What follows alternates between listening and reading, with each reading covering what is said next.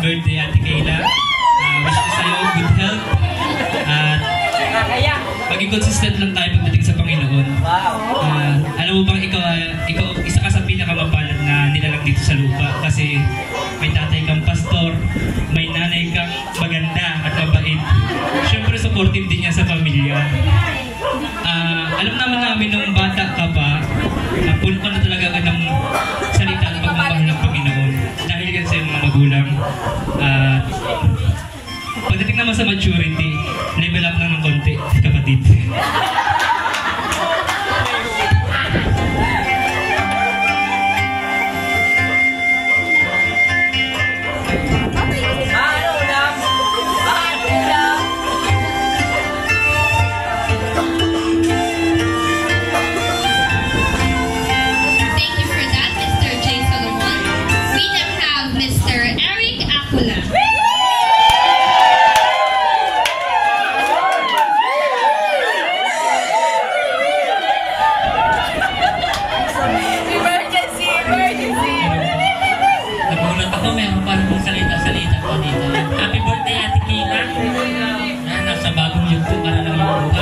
Ang wish ko lang sa'yo ay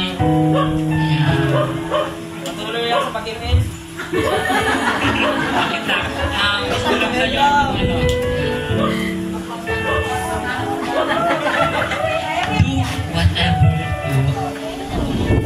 do whatever makes you happy. Gawin mo yung magpapasaya sa'yo kasama ang Panginoon. Saka sa bagong milestone ng iyong buhay ingat.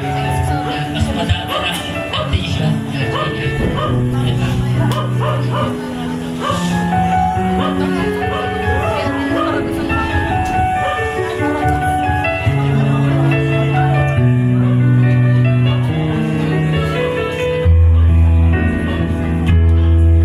Thank you for that, Mr. Eric Acola.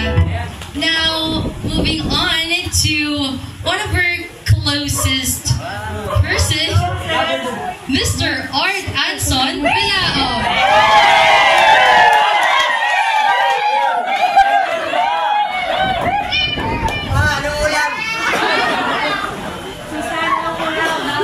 Kayla. Kanina ngingay ko din lang, nahimig ako. Ang sasabi ko lang sa'yo ay James 1:22. But ye doers of the word and not hearers only, deceiving your own selves.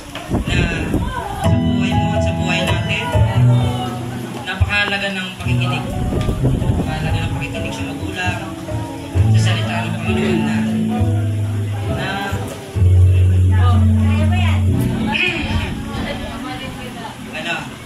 marami na papahamak sa mga hindi nakikinig. Kaya habang ikaw ay may magulang pa, habang nandiyan ang mga salita ng Panginoon, makinig ka na. Maraming salamat.